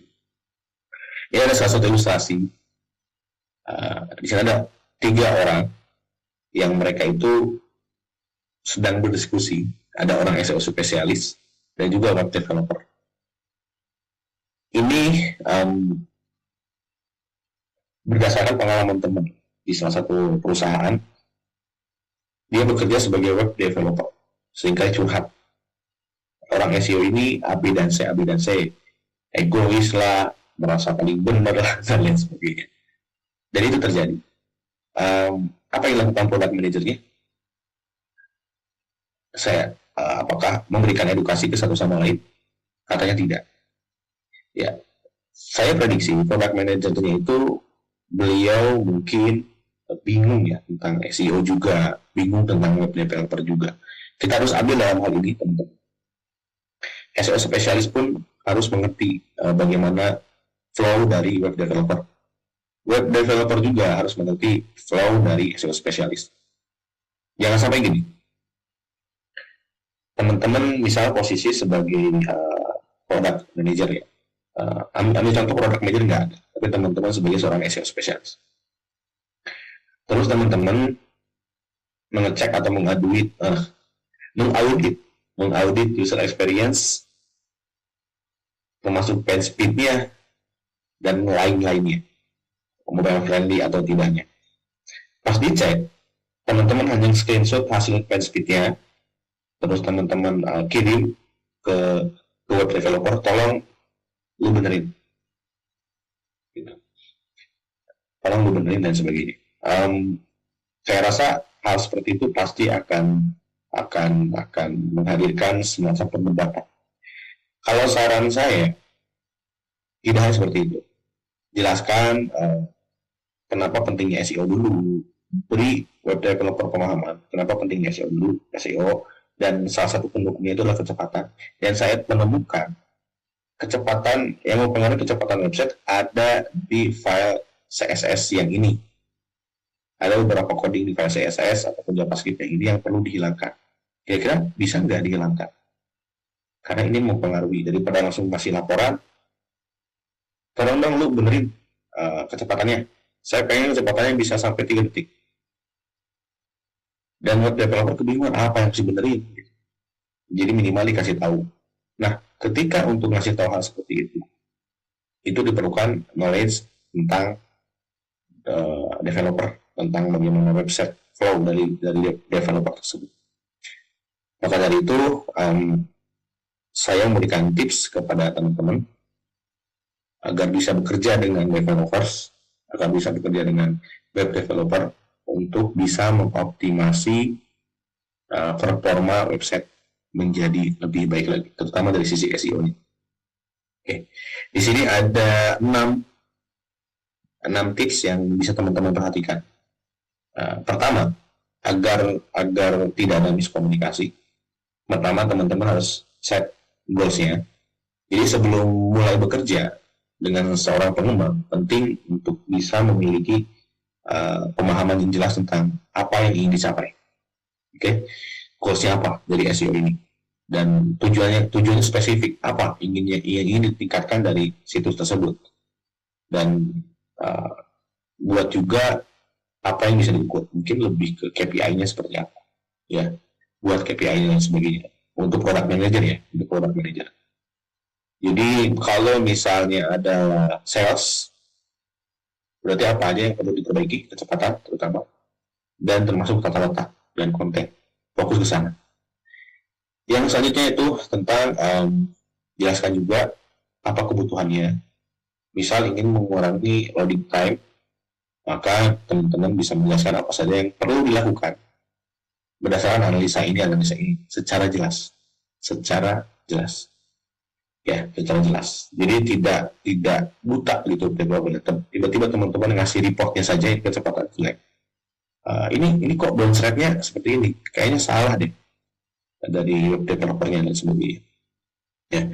Yang kedua itu tentang impact-nya kepada SEO. Jadi ketika teman-teman bekerja sama dengan developer untuk mengoptimasi kinerja dari website, sangat penting untuk mempertimbangkan dampaknya ya terhadap SEO. Karena ketika teman-teman melakukan berbagai macam perubahan, tentu akan mempengaruhi dan juga akan meningkatkan kinerja dari website, tergantung dari perubahannya. Misalnya adalah perkecil kode atau pengurangan plugin, misalnya contoh gini. Teman-teman misalnya loadingnya lama dan dites ternyata dicek ternyata itu adalah dari plugin kalau pengguna WordPress. Mungkin teman-teman mulai hapus plugin tersebut dan gunakan cara manual. Contohnya adalah dalam hal optimasi gambar. Di luar sana banyak plugin untuk bisa mengoptimasi gambar. Bahkan ribuan gambar dioptimasi langsung dengan plugin. Sepengalaman saya, itu akan memakan resource dan juga akan berpengaruh kepada kecepatan. Karena semakin banyak plugin, banyak resource yang harus dipakai, banyak kode yang harus dibaca oleh hosting, oleh mesin, oleh server, dan itu akan berpengaruh lagi. Karena ini teman-teman, cara kerja software itu membaca dari atas ke bawah secara berurutan. Semakin lama coding, semakin banyak codingnya, otomatis perjalanan pun akan semakin banyak bisa menampilkan itu semua. Belum lagi dari gambar yang tidak terkompres ya. Makanya saya sarankan menggunakan WordPad karena itu jauh lebih kecil, jadi tidak jauh lebih kecil untuk ukurannya tanpa mengurangi kualitas. Beberapa orang menyebutkan bahwa tidak boleh lebih dari berapa KB ya? 500 KB kalau nggak salah untuk size dari gambarnya. Nah, daripada menggunakan plugin, teman-teman mencari cara manual yang bisa teman-teman lakukan sebelum dipublish, sudah dioptimasi dulu, ganti format, atau kurangi atau kompres secara manual, pakai software-software yang lain yang di luar di dalam website, daripada harus menambah plugin. Oke. Nah, yang selanjutnya itu untuk meningkatkan kinerja situs, teman-teman bisa ini bisa menjadi hal yang rumit ya, terutama ketika kita berkomunikasi dengan SEO, dengan web developer. Ini bisa jadi sangat rumit. Maka saran saya sabar dan lakukan komunikasi dengan baik dengan pengembang dan pahami bahwa mereka juga mungkin sedang bereksperimen dengan berbagai macam solusi. Saran saya teman-teman bisa gunakan komunikasi itu bisa dengan komunikasi asertif dengan web developernya, atau ketika minta tolong untuk mengubah sesuatu gunakan 3 kata ajaib seperti minta tolong, maaf, dan terima kasih.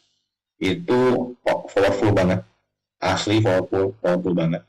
Dan ketika ingin bertanya misalnya ingin minta tolong misalnya, mas mau minta tolong, sorry mau minta tolong, bisa nggak ini dibenerin? Jadi, sepertinya bagian ini error dan perlu dibenerin, dan saya rasa plugin penyebabnya. Nah, terima kasih ya mas. Nah, hal seperti itu bisa teman-teman lakukan. Coba bedakan dengan kalimat seperti ini. Bro, benerin dong ini. Nggak enak didengarnya kan. Jadi, orang yang kita ajak interaksi adalah manusia. Jadi, perlakukan dia semestinya manusia. Kemampuan komunikasi di sini diperlukan, terutama untuk product manager ya. Tidak hanya product manager, tapi semua orang. Bahkan tidak hanya dalam pekerjaan, dalam kita berinteraksi dengan masyarakat juga. Yang selanjutnya, yaitu feedback dan juga support. Ketika pengembang bekerja untuk meningkatkan kinerja situs, penting untuk bisa teman-teman memberikan umpan balik dan juga dukungan beritahu mereka tentang pendapat teman-teman. Apalagi ketika mereka berhasil memperbaikinya, berikan feedback yang bagus, berikan applause misalkan berikan tepuk tangan, bukan tepuk tangan, berikan ya ucapan terima kasih atas. Bahkan gini, saya pernah bekerja dengan salah satu dengan perusahaan Jepang, dan di dalamnya itu orang Jepang semua, orang Jepang semua. Dan ketika saya pulang duluan waktu itu, saya pulang duluan. Orang Jepang tersebut bilang, saya pulang duluan dan saya pamitan, saya pulang duluan ya. Orang Jepang tersebut bilang, terima kasih, terima kasih Eriga, dan terima kasih atas kerja kerasnya. Sampai berjumpa kembali besok. Sampai di rumah saya ingin lagi balik ke kantor. Ya, karena enak pembawaannya. Jadi teman-teman bisa perbaiki dari sisi itu saja, selain memperbaiki knowledge tentang web developer-nya, ataupun untuk web developer SEO-nya, atau untuk produk manager, web developer, dan juga SEO. Selain itu, teman-teman soft skill-nya ditingkatkan, terutama dalam hal komunikasi. Ya, yang terakhir, mengingat bahwa tim ataupun pengembang berada di tim yang sama dan sama-sama ingin meningkatkan performa situs mereka. Tidak mungkin mereka datang ke sebuah perusahaan ingin menghancurkan perusahaan. Insya Allah tidak ya. Dan jadi bekerjalah bersama, menganggap mereka manusia, anggaplah mereka manusia, karena memang benar-benar manusia, bukan AI dan lain sebagainya. Itu beberapa tips untuk bekerja dengan developers yang bisa teman-teman perhatikan. Di samping teman-teman meningkatkan knowledge, teman-teman juga harus mempelajari karakter dari developer juga, ya, dari teman-teman kita di tempat kerja, dan agar membuat suasana bekerja menjadi lebih positif. Oke. Nah, selesai. Sekarang masuk ke Q&A, silakan. Barangkali yang mau tanyakan, materi yang kemarin juga silakan. Bebas ya, mau yang kemarin, mau yang hari ini ada beberapa terlalu kecepatan misalnya, bisa ditanyakan. Baik, terima kasih banyak Mas Eriga untuk pemaparannya. Ini masih ada beberapa menit sebelum sesi kita harus akhiri. Teman-teman silakan kalau masih ada hal-hal yang belum jelas, yang mungkin mau ditanggapi terlebih dahulu atau punya pendapat berbeda dari pengalaman teman-teman dalam melakukan menggunakan SEO tools, atau memang teman-teman yang sekarang sebagai product manager nih mungkin lebih terbukakah dengan ilmu-ilmu mengenai SEO skills ini untuk product manager, atau ada tanggapan lain, silahkan. Boleh kita sharing-sharing di sini mumpung masih ada waktu. Oke, mungkin kita cek dulu ya teman-teman di sini yang sekarang memang berprofesi sebagai product manager, ada? Boleh raise hand dan nanti mungkin kita bisa ngobrol dulu. Silakan. Atau yang SEO specialist, SEO expert? Boleh? Tahu malu-malu nih Mas Eriga ya kayaknya. Kayaknya gara-gara di awal Mas Eriga udah bilang ada remedial, jadi langsung mundur semuanya nih. Langsung ngumpet-ngumpet gak mau bersuara. Oke, coba kita cek tadi yang udah komen-komen yang ikutan jawab tiap Mas Eriga nanya, siapa aja yang sering ya. Ada Mas Bisma, Mbak Teresia, Mbak Vicky. Boleh mungkin kita sharing-sharing dulu sama Mas Bisma? Berkenankah untuk on mic?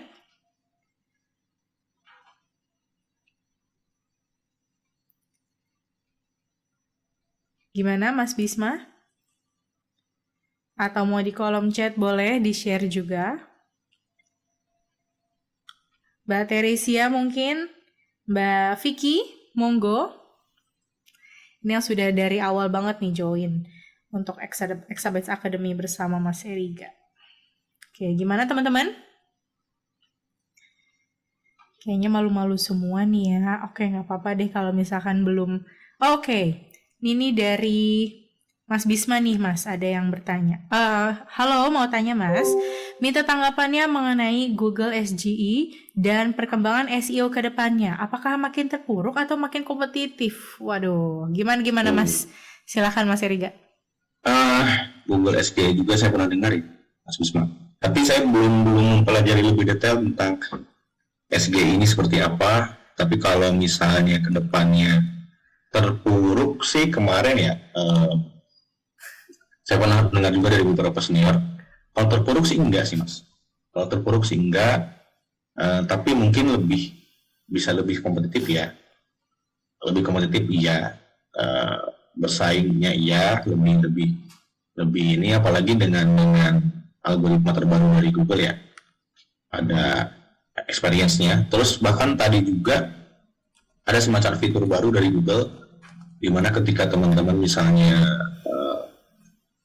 menggunakan menyebutkan salah satu tokoh, nanti akan ada profil secara lengkapnya yang tampilannya berbeda. Saya kodarullah saya belum sempat screenshot untuk mencontohkan, tapi di beberapa menit kemudian hilang.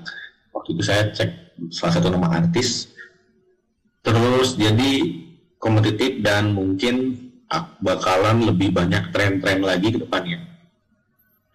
Makanya perubahannya cepat. Selain kompetitif, mungkin jadi lebih challenging juga untuk kita mempelajari semuanya.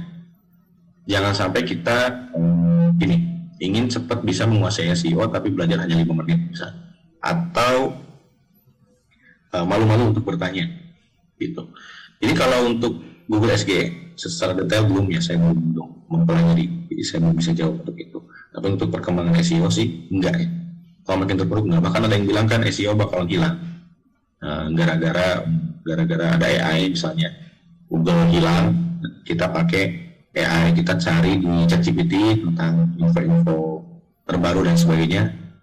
Tapi untuk saat ini AI sendiri datanya untuk yang gratis ChatGPT ya, itu sampai 2021. Dan untuk yang GPT-4 itu kalau tidak salah itu sampai 2022 datanya. Apakah teman-teman ingin mengkonsumsi data yang lama atau yang baru? Karena untuk Google sampai sekarang masih terus selalu ada update. Ya, jadi terpuruk enggak, kompetitif ya. Kompetitif dari sisi persaingan yang harus mencari, teman-teman harus menerapkan berbagai macam strategi. Bahkan kompetitif di dunia kerja.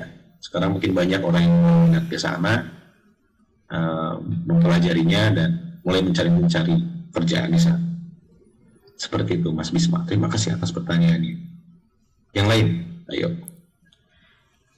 Oke, terima kasih banyak Mas Eriga jawabannya. Ini menarik nih untuk teman-teman juga riset lebih dalam tentang Google SGE. Teman-teman nanti mungkin punya pendapat sendiri, boleh di sharing-sharing dan silakan diikuti perkembangannya ya, kira-kira seperti apa.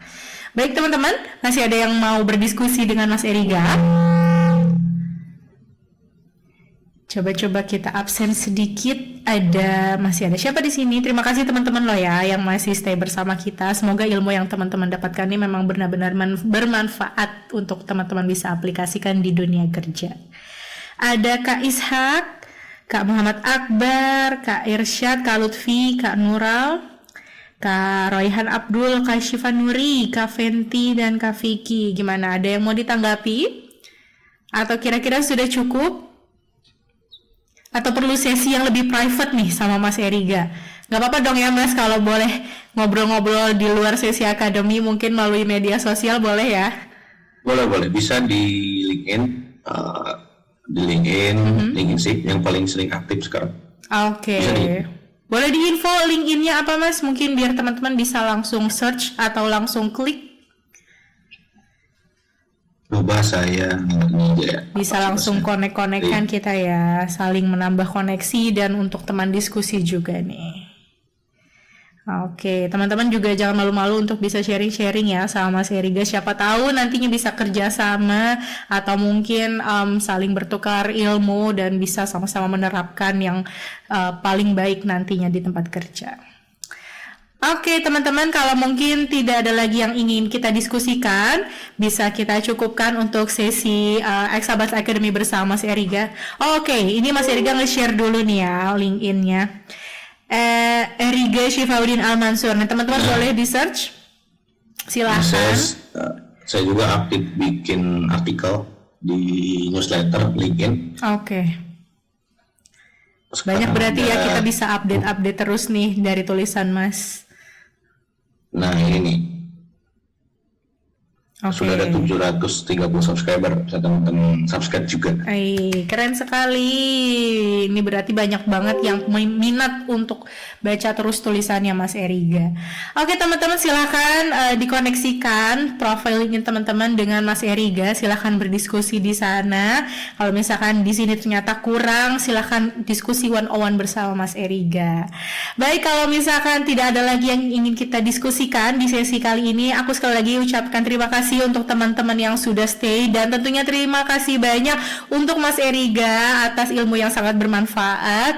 Banyak banget penerapan yang bisa kita lakukan, dan teman-teman juga semoga sekali lagi bisa bermanfaat ya apa yang sudah kita berikan. Untuk teman-teman yang sudah menjawab dan mengupload kuis pekan lalu, nanti tentunya kita akan kirimkan e-certificate untuk recording dari acara yang pekan lalu maupun hari ini, juga nanti bisa kita kirim melalui email teman-teman semua. Teman-teman jangan lupa sekali lagi untuk follow sosial medianya Exabytes, Instagram, Facebook, TikTok, YouTube, dan lain-lain sebagainya. LinkedIn-nya juga untuk gak ketinggalan informasi mengenai produk, promo-promo, bahkan event-event menarik yang bisa teman-teman ikuti. Karena tahun 2023 ini udah banyak banget event offline loh yang bakal kita siapin. Baik, kalau gitu Mas Eriga, mungkin ada yang mau disampaikan dulu? Ya, paling PR kita semua, PR saya juga, setelah sharing ini, setelah teman-teman belajar apa yang saya tahu di sini, PR-nya mau dibawa kemana dan mau ngapain. Itu dia kuncinya, mau dia bawa kemana ilmu ini ya. Baik. Oke Mas Eriga, mungkin boleh teman-teman juga kita foto bersama dulu, mengabadikan lagi momen kebersamaan. Waktu itu kan sudah di episode pertama, sekarang yang episode kedua. Silakan untuk on cam. Kak Isha, Kak Vicky, Kak Yonita, Kak Syifa, Kak Lutfi, Kak Akbar, Kak Irsyad, Kak Bisma, Kak Raihan, dan Kak Nurul. Oke, terima kasih. Tepuk tangan untuk semuanya yang masih standby. Luar biasa, yang mungkin masih di kantor juga. Kak Raihan, maaf nih kebalik layarnya. Oke, sudah diputar. Oke, siap. Baik, Kak Irsyad, Kak Bisma, mau on cam gak nih? Kayaknya malu-malu ya. Oke deh, nggak apa-apa. Siap, kita capture dan teman-teman boleh update di sosial medianya ya. Tag @exabytes_id maupun @eriga almansur. Oke, kita mulai. 1, 2, 3. Oke, udah kedengeran ya suara cekreknya tadi. Jadi kitanya kayak berasa di ruangan beneran lagi foto bersama. Sekali lagi mungkin boleh ada gaya yang mau ditunjukkan? Kak Akbar? Oke, Kak Akbar langsung ya, kasih face. Sip, kita kasih face semua, face. Boleh, Kak Vicky, Kak Syifa, Kak Nurul face-nya, Kak Ishak. Oke. Siap, 1, 2, 3. Sekrek. Oke deh, terima kasih banyak sekali lagi teman-teman, tepuk tangan untuk kita semua. Semoga kita bisa ketemu lagi di program-programnya Exabytes berikutnya, dan tentunya kita bisa saling berkomunikasi, berbagi manfaat dan ilmu yang baik untuk kedepannya. Saya Melinda Dewi pamit undur diri. Terima kasih sekali lagi telah mengikuti Exabytes Academy. Kita ketemu di Exabytes Academy berikutnya, dan yang mau join di edisi besok, join juga ya, acaranya gratis. Kita ketemu sama expert dari Acronis. Selamat malam, wassalamualaikum warahmatullahi wabarakatuh.